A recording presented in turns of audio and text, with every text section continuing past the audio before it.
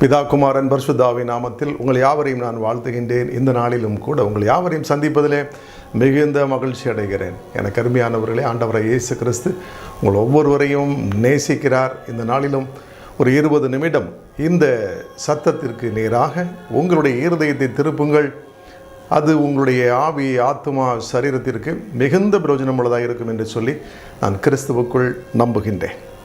உங்களுடைய பிரயோஜனத்திற்கென்று எடுத்துக்கொண்ட வேத வசனம் எபிரேயர் 7ஆம் அதிகாரம் 27ஆம் வசனம். அவர் பிரதான ஆசாரியர்களைப் போல முன்பு சொந்த பாவங்களுக்காகவும் பின்பு ஜனங்களுடைய பாவங்களுக்காகவும் நாள்தோறும் பலியிட வேண்டுவதில்லை.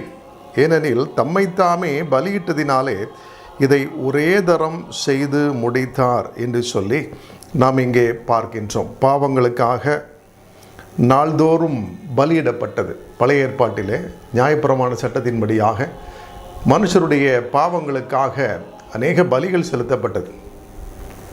தினந்தோறும் அதை செலுத்தி வந்தார்கள்.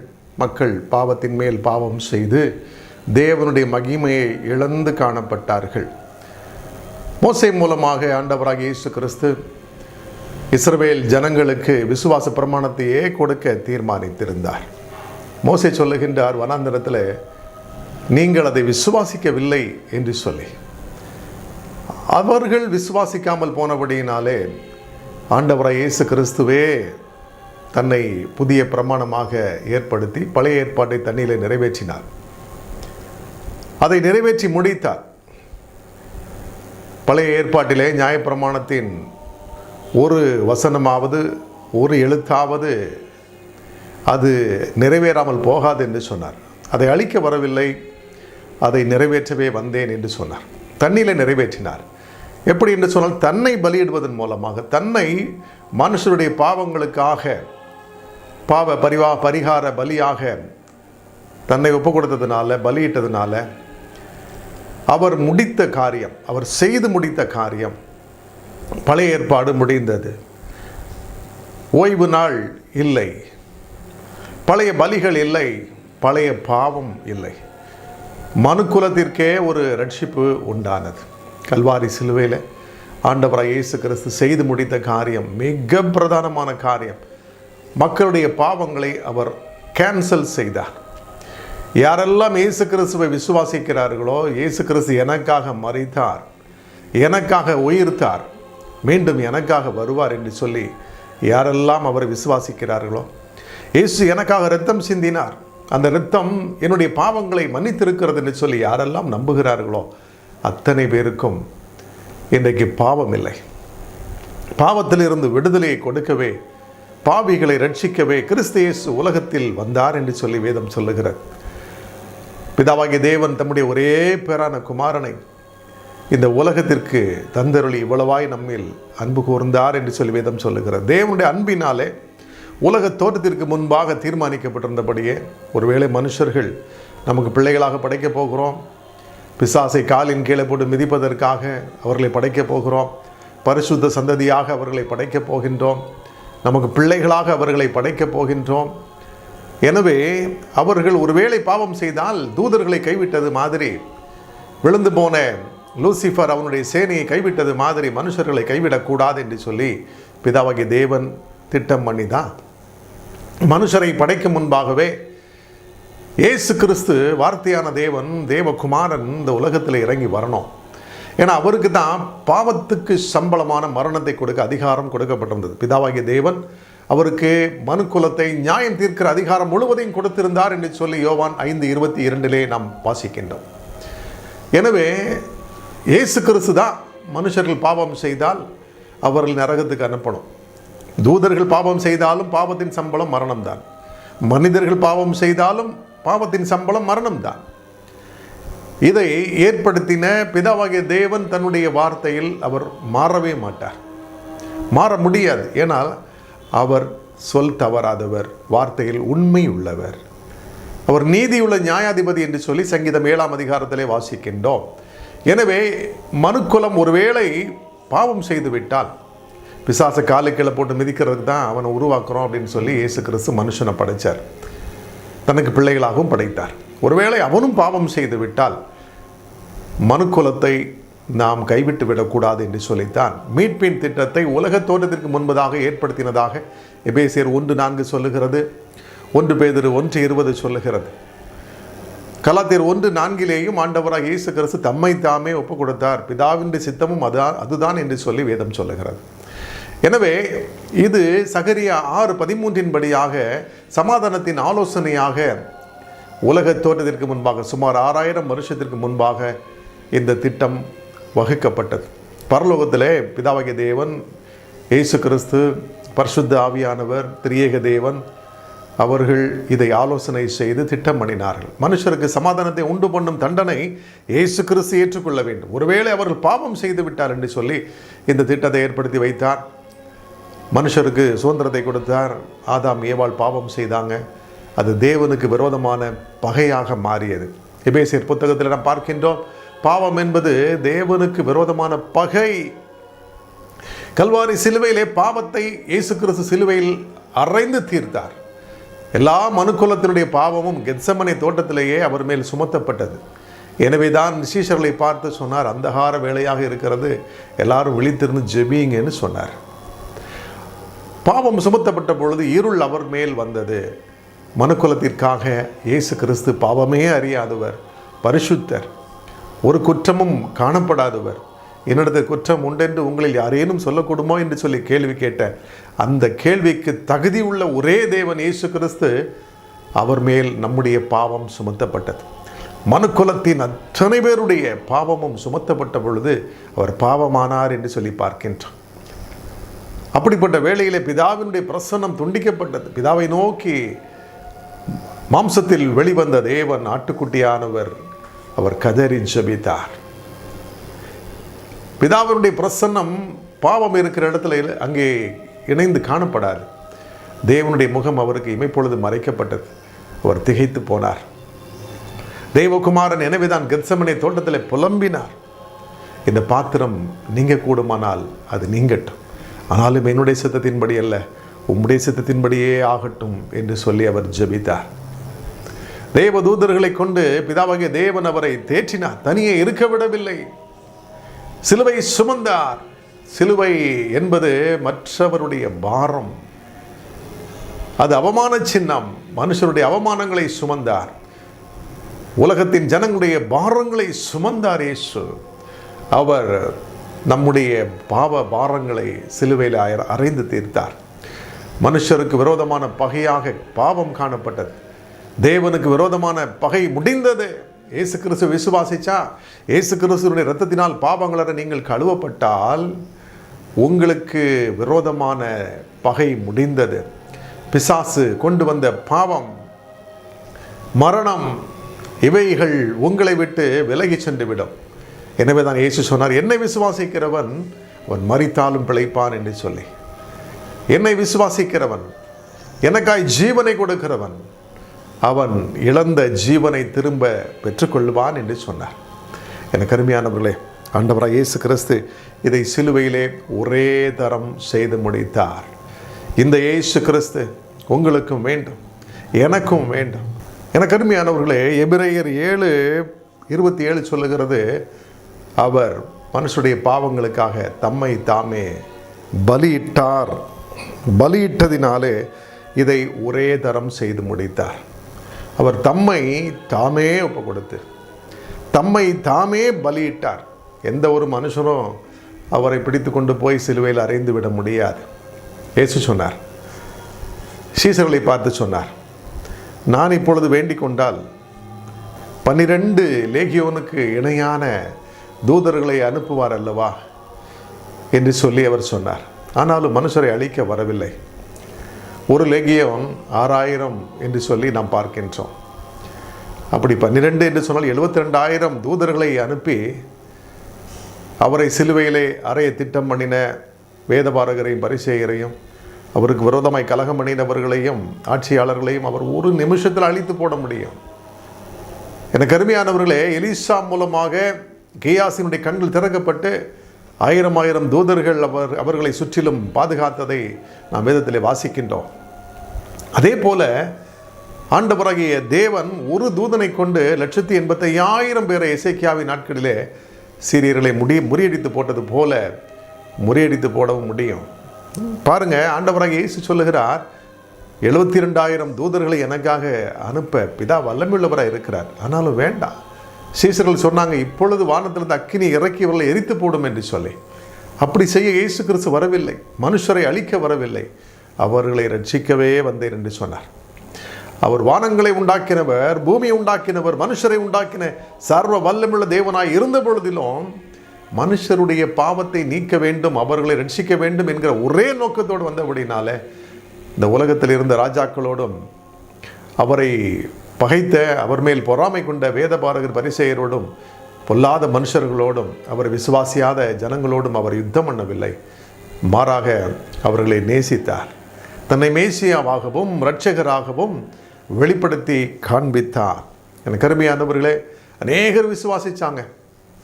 குழந்தை இருதயம் உள்ள அநேகர் இயேசுவை நம்பினார்கள், ரட்சிக்கப்பட்டார்கள், தங்களை ஒப்புக் கொடுத்தார்கள், பரலோக பாக்கியம் அடைந்தார்கள். சீசர்களாக தங்களை அர்ப்பணித்த அநேகர் அவருக்காய் ஊழியம் செய்யும்படி அவரை பின்தொடர்ந்து வந்தார்கள். இயேசு கிறிஸ்து பரமேறின என்பதாக அவருடைய கட்டளைகளை நிறைவேற்றினார்கள். பரிசுத்த ஆவியை பெற்றுக்கொண்டு பெந்தைகோஸ்தே நாளிலே பரிசுத்த ஆவியானவரை பெற்றுக்கொண்டு உலகமெங்கிலும் போனார்கள், பலனடைந்தார்கள். பலத்த அற்புதங்கள் அவர்கள் மூலமாக நடக்க தொடங்கியது. ஆண்டவராக இயேசு கிறிஸ்துவனுடைய ஒரே நோக்கம், மனுஷரை படைத்த ஒரே நோக்கம், நமக்கு பிள்ளைகளாக அவர்களை படைக்க வேண்டும். தகப்பனுடைய செயலை பிள்ளைகள் செய்ய வேண்டும். இயேசு கிறிஸ்து அற்புதங்களை செய்கிறவர், அவர் அதிசயமானவர். அதே போல் அற்புதங்களையும் அதிசயங்களையும் செய்கிற சக்தியை அவனவன் பிரயோஜனத்திற்கென்று அவர் பகிர்ந்து கொடுக்கிறார். 1 கொரிந்தியர் 12ஆம் அதிகாரத்திலே நாம் அதை பார்க்கின்றோம். இப்படி தேவ சாயலாக ஒவ்வொருவரையும் மாற்ற வேண்டும். அதே போல ஒவ்வொருவரையும் மறுரூபப்படுத்த வேண்டும். பரலோக பாக்கியத்தை அவர்களுக்கு கொடுக்கணும். இதை மனுஷருக்கு கொடுக்கத்தான் இயேசு கிறிஸ்து இந்த உலகத்திற்கு வந்து அவர் கல்வாரி சிலுவையிலே அதை செய்து முடித்தார். போர் முடிந்தது. மனுஷருக்கும் தேவனுக்கும் விரோதமான போர் முடிந்தது.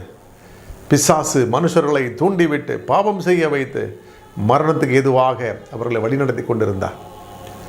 ஒவ்வொருவரையும் கொல்லவும் அழிக்கவும் அவன் தொடங்கினான். இயேசு கிறிஸ்து இந்த பூமிக்கு மனுஷனாய் அவதரித்து வந்ததினால, மனுக்குலத்தின் பாவத்தை சுமந்து தீர்த்ததினால இந்த போர் முடிந்தது. மனுஷர்கள் நரகத்திற்கு போக வேண்டிய அவசியம் இல்லை. அவர்கள் விடுதலை பெற்றார்கள், சுதந்திரத்தை அடைந்தார்கள்.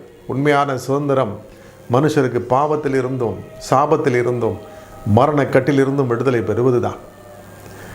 நம்முடைய சாபங்கள் நீங்க வேண்டும் என்று சொல்லித்தான் இயேசு கிறிஸ்து கல்வாரி சிலுவையிலே தலையிலே முள்முடி வாங்கினார். முள் சாபத்தை குறிக்கிறது.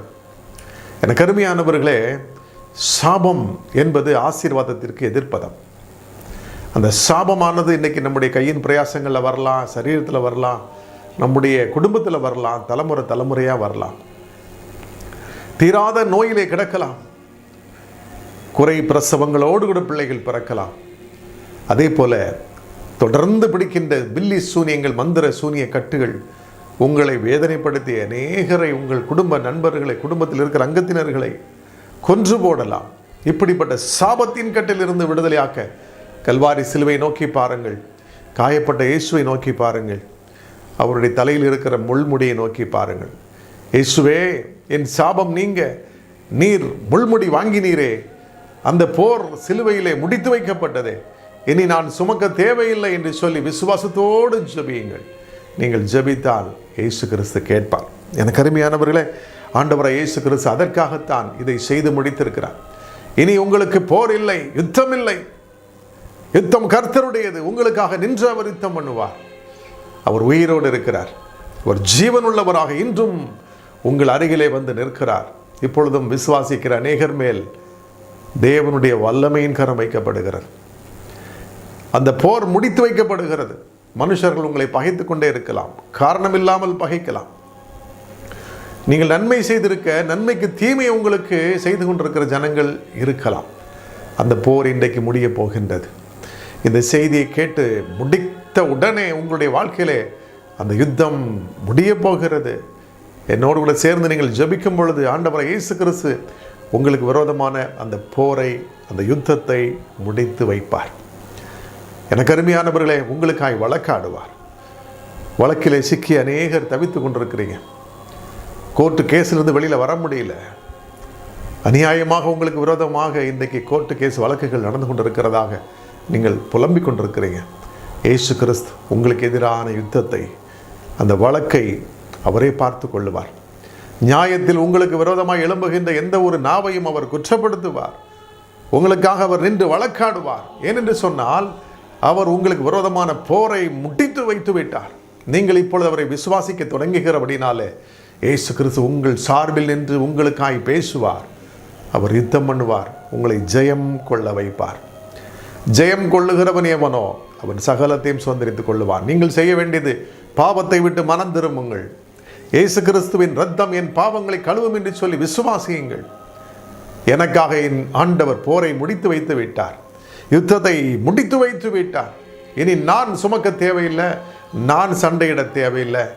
இயேசு கிறிஸ்துவின் மேல் என் பாரத்தை வைக்கிறேன். அவர் எனக்காக யாவையும் செய்து முடித்திருக்கிறார் என்று சொல்லி கல்வாரி சிலுவைக்கு நேராக உங்களுடைய கண்களை ஏறெடுக்கும் பொழுது, உங்களுக்கு ஒத்தாசை வரும் பர்வதங்களுக்கு நேராக கண்களை நீங்கள் ஏறெடுக்கும் பொழுது, அவர் உங்களுடைய வாழ்க்கையில ஜெயத்தை கொடுப்பார். ஜெயம் கொள்ளுகிறவன் எவனோ அவன் சகலத்தையும் சுதந்திரித்துக் கொள்ளுவான். எனக்கு அருமையானவர்களே, ஜெயம் கொள்ள வைக்க ஆண்டவர் இயேசு கிறிஸ்து உங்கள் கரத்தை பிடித்திருக்கிறார். நீங்கள் சகலத்திலும் ஜெயிக்கணும். தேவனால் பிறப்பதெல்லாம் உலகத்தை ஜெயிக்கும். தேவனால் பிறப்பதெல்லாம் உலகத்தை ஜெயிக்கும் என்று வேதம் சொல்லுகிறது. அப்படியானால் நீங்களும் உலகத்தை ஜெயிக்கவே பிறந்திருக்கிறீர்கள். பொல்லாத பிசாசை ஜெயிக்க பிறந்திருக்கிறீர்கள். அவனை காலின் கீழே போட்டு மிதித்து அவனை ஓட ஓட துரத்த அதிகாரம் தந்திருக்கிறார். ஏனென்று சொன்னால் நீங்களும் நானும் இயேசு கிறிஸ்துவை விசுவாசிக்கிறபடினாலே, அவர் எனக்காக மரித்தார், எனக்காக உயிர்த்தார், எனக்காய் மீண்டும் வருவார் என்று சொல்லி விசுவாசிக்கிறபடினாலே அவருக்கு பிள்ளைகளாகும்படி அதிகாரம் கொடுத்திருக்கிறார். அந்த அதிகாரம் இன்றைக்கு உங்களை ஜெயம் கொள்ள வைக்கும். தேவனால் பிறந்த எவனும் பாவம் செய்ய மாட்டான். ஒருவேளை இதுவரையில் நீங்கள் பாவத்தில் புரண்டு கிடந்தாலும், உங்களுடைய பாவம் அது உளையான சேராய் இருந்தாலும், அதிலிருந்து இயேசு கிறிஸ்து உங்களை கைதூக்கி விட வல்லவராய் இருக்கிறார். எனக்கு அருமையான தேவனுடைய பிள்ளைகளே, ஆண்டவராய் இயேசு கிறிஸ்து அவரை விசுவாசிக்கின்ற உங்களை தனக்கு சொந்த பிள்ளைகளாய் மாற்றிக் கொள்ளுவார். என்னையும் ஒரு நாளிலே அவருக்கு சொந்தமான பிள்ளையாய் மாற்றி அவருடைய கிருபையின் வரங்களை தந்து அவருக்கு ஊழியம் செய்ய வைத்தார். அநேக இடங்களிலே சென்று அநேக அசுத்த ஆவிகளை துரத்தவும், கட்டுண்ட மனிதர்களை விடுவிக்கவும் தேவன் எனக்கு வல்லமையை கொடுத்து வரங்களை கொடுத்து இன்றளவும் பயன்படுத்தி வருகின்றார். அவருடைய நாம மகிமைக்கென்று நானும் ஊழியம் செய்து கொண்டிருக்கிறேன். இன்றைக்கு உங்களுடைய வாழ்க்கையிலையும் ஆண்டவராகிய தேவன் இப்படிப்பட்ட வல்லமையை வரங்களை தந்து உங்களை எடுத்து பயன்படுத்த அவர் போதுமானவராய் இருக்கிறார். எந்த மனுஷனாயிருந்தாலும் அவரை நோக்கி பார்த்தால் ரட்சிப்பார். யாராயிருந்தாலும் அவரை நோக்கி பார்த்து பிரகாசம் அடைய முடியும். அவருடைய முகத்தின் வெளிச்சம் நம் மேல் பிரகாசிக்கும் பொழுது நாம் நிச்சயமாகவே இந்த உலகத்தில் எழும்பி பிரகாசிப்போம். விளக்கு தண்டாக மாறுவோம். அநேகருக்கு வேத வெளிச்சத்தை கொண்டு போய் சேர்க்கிற ஜனங்களாய் மாறுவோம். ஆண்டவராய் இயேசு கிறிஸ்து நம்மை சாட்சியுள்ள ஜனங்களாக மாற்றி வழி நடத்துவார். இன்றைக்கும் வேதம் நமக்கு சொல்லுகிற விசேஷித்த ஆசீர்வாதமான காரியம் என்னவென்று சொன்னால், அவர் சிலுவையை எடுத்து பிசாசை ஜெயித்து விட்டார். நம்முடைய கரத்தை பிடித்து நித்திய ஜீவனுக்கு ஏதுவாக நடத்தி கொண்டிருக்கிறார். கல்வாரி சிலுவையிலே இயேசு கிறிஸ்து மரித்ததுனால, அவர் சிலுவை எடுத்ததுனால இன்றைக்கு நம்முடைய எதிரியான சாத்தான் அவன் தோற்று போனான் என்று சொல்லி நாம் பார்க்கின்றோம். எதிரியான சாத்தான் அவர் மடங்கடித்து போட்டிருக்கிறார் என்று சொல்லி நாம் பார்க்கின்றோம். அதே போல இயேசு கிறிஸ்து நம்முடைய கரத்தை பிடித்திருக்கிறார். அவர் நமக்குள்ளேயே வந்து விட்டார். பரிசுத்த ஆவியானவராக நம்மை ஆலயமாக்கி, நம்முடைய இருதயத்தை ஆலயமாக்கி அவர் நமக்குள்ளேயே வந்திருக்கிறார். எனவே அவர் எதிரியை ஜெயித்து நம்முடைய கரத்தை பிடித்திருக்கிறார். நம்முடைய வாழ்க்கையில் போராடி கொண்டிருந்த சாத்தானை அவர் நிரந்தரமாக துரத்தி விட்டார். அவனுக்கு நம்மேல் எந்த ஒரு அதிகாரமும் இல்லாதபடி செய்து விட்டார். அவனுடைய துரைத்தனங்கள், அதிகாரங்கள், வல்லமைகள் யாவையும் உறிந்து கொண்டு விட்டார். ஆதாம் அவனிடத்தில் விற்று போட்ட இழந்த அதிகாரம், வல்லமை, துரைத்தனம் எல்லாவற்றையும் இயேசு கிறிஸ்து அவருடைய நாமத்தினால், இயேசு என்னும் நாமத்தினாலே அவர் உறிந்து கொண்டு விட்டார். சிலுவையிலே அதை செய்து முடித்திருக்கிறார். இன்றைக்கு அத்தனை அதிகாரங்களையும் ஆதாம் ஏவாளுக்கு கொடுத்திருந்த பூமியை ஆண்டு கொள்ளுங்கள் என்று சொல்லி அவர் கொடுத்திருந்த அந்த அதிகாரத்தை இன்றைக்கு உங்களுக்கும் எனக்கும் இயேசு கிறிஸ்து கொடுக்கிறார்.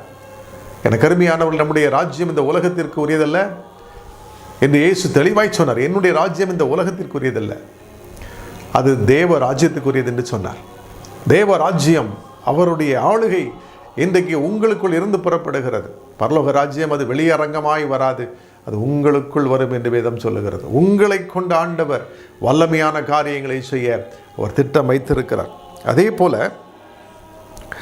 நமக்கான அவர் ஒரு விலைக்கிரயம் செலுத்தி இருக்கிறார். நமக்காக இயேசு கிறிஸ்து தன்னுடைய இரத்தத்தையே சிந்தி, இரத்தம் முழுவதையும் சிந்தி விலைக்கிரயம் செலுத்தி நம்மை மீட்டு கொண்டிருக்கிறார். ஆண்டவராக இயேசு கிறிஸ்து நம்முடைய இடத்தை அவர் எடுத்திருக்கிறார்.